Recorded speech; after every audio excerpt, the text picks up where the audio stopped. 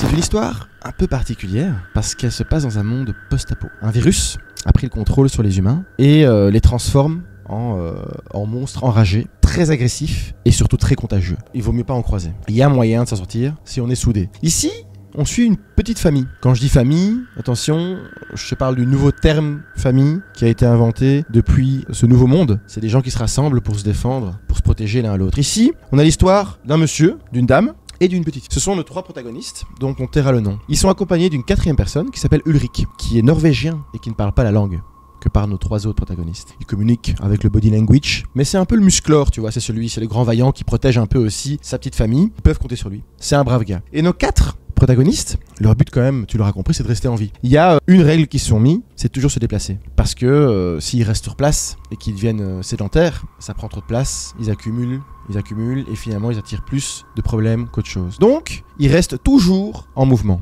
Ils vont de point en point, attention, tout doit se faire avec stratégie. Hein. On réfléchit bien quand on part, combien de temps il nous faut pour aller d'un point A à un point B. Nous, on s'intéresse à eux, justement, lorsqu'ils partent d'un campement où ils sont, tout était préparé, ils doivent prendre un axe routier, une ancienne autoroute. Sur le chemin, c'était pas prévu, ils croisent une dame, une vieille dame, très vieille, ils se saluent. Toujours dans la prudence, au début, tu sais pas trop quand tu croises des gens dans ce monde-là, mais cette dame, tu sens bien que c'est quelqu'un sur qui tu peux compter, voilà. Ou elle n'a pas l'air dangereuse en tout cas. Ils discutent très vite fait, et c'est vrai qu'il se fait tard. La dame leur dit, bah écoutez, nous on a une ferme juste là, vous pouvez passer la nuit chez nous, il n'y a pas de souci, on est là depuis longtemps, voilà, vous pouvez nous faire confiance, il n'y a pas de problème. Notre groupe se dit que c'est pas une bonne idée, c'est pas dans leurs règles, mais ils vont quand même craquer, parce que c'est vrai que la nuit arrive, et dans ce monde, il faut travailler les priorités. Et là, la priorité, c'est vrai que c'est de trouver un toit. Ils suivent cette dame. Ils arrivent effectivement, comme prévu, une grande ferme un peu, c'est une maison avec vraiment des prairies autour, des animaux qui gambadent, il y a un petit ranch plus loin, il y a un gros pick-up. Une fois qu'ils rentrent à l'intérieur, il fait chaud, c'est bien barricadé, c'est protégé. On sent qu'on a affaire à des gens qui s'y connaissent. Et ils rencontrent le monsieur. Ah, comment allez-vous? Hyper accueillant. Il a même réussi à trouver du café. Il leur fait un délicieux petit café. Ils passent une très très bonne soirée.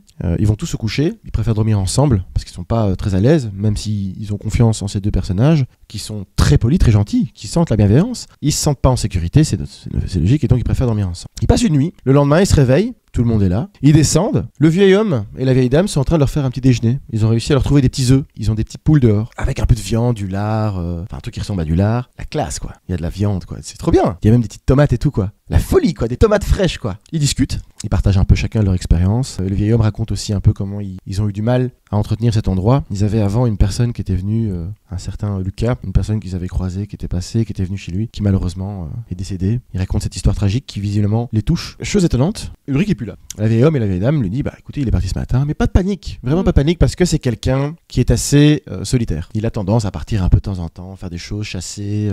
C'est un truc qu'il fait beaucoup. Dans un premier temps, il panique pas. Il sait très bien qu'il va revenir, quoi. Dans la journée, il décide de rester une journée de plus, bah déjà parce que Ulrich est pas là. C'est sécurisé comme endroit, quoi. Avec l'accord de la vieille dame et du vieil homme, il reste une nuit en plus, à condition qu'il file un petit coup de main. Ça tombe bien, il y a des bûches à couper à l'arrière, ce qui est quand même assez physique. Fin de journée, ils ont très faim. Ulrich est toujours pas là, mais je te redis encore, ils entrent pas forcément en panique. Le soir même, pendant que la vieille dame prépare à manger, les hommes vont chercher de quoi entretenir la chaudière pour la nuit. Et alors, un festin monumental, un super festin. Des légumes, de nouveau des œufs, plein de tranches de viande. Ils se régalent. À un moment donné, la petite se lève pour ramener son assiette dans la cuisine. Et d'un coup, le vieux s'énerve. Non, ici, vous ne débarrassez pas, c'est nous qui le faisons pour vous. D'accord? Vous n'avez pas à débarrasser, vous êtes nos invités. On s'occupe de tout. Il sort une petite bouteille de vin. Mais il faut que tu t'imagines, dans le monde dans lequel on vit, une bouteille de vin, c'est de l'or. Petit service, c'est de l'or liquide, quoi. C'est délicieux. Vraiment, autant te dire qu'ils passent un merveilleux moment. Ils boivent, ils échangent. C'est vraiment dommage que Ulrich soit pas là parce qu'ils auraient bien voulu échanger ça avec eux. Et ils décident d'aller se coucher. Sauf que ce soir-là, à cause du vin, il a un peu du mal à s'endormir. Un petit mal de tête. Je vais aller faire un petit tour. La petite dort, sa copine dort aussi. Il commence un peu à s'inquiéter pour Ulrich. Il est intrigué et il se dit bon, je vais me balader un peu, pas trop loin naturellement parce qu'il faut être très prudent. Il descend, il se balade. Il se sort une délicieuse petite clope qu'il garde pour les grandes occasions. Il s'allume cette petite clope. Il regarde la grange. Je dis bon, allez, je vais aller voir jusque là. Il y a pas de danger. Toute une clôture autour. Il y a des pièges. Il y a des lumières qui s'allument en cas d'invasion. Donc la grange est fermée à clé. Il y a vraiment un cadenas tout autour. Mais il se dit qu'en cherchant un peu, il y a peut-être moyen qu'il puisse regarder un peu ce qui se passe à l'intérieur. Il fait donc le tour. Et arrivé derrière, il trouve mieux en fait un trou dans lequel il peut passer. Il rentre dans cette grange et il s'attendait pas à ça, mais il est pris par une odeur assez forte. Et là, tu l'imagines, c'est pas des petits cochons ou des petits chevaux qu'il voit.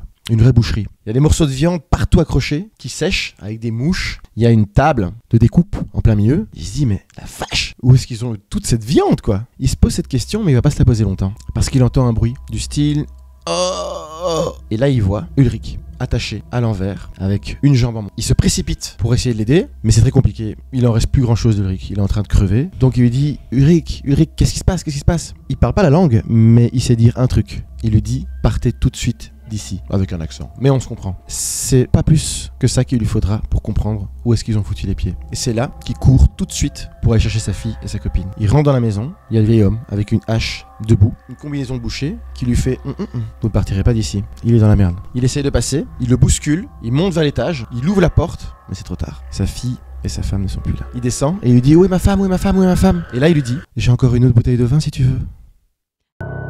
Si t'as bien aimé la vidéo, surtout, n'hésite pas à t'abonner.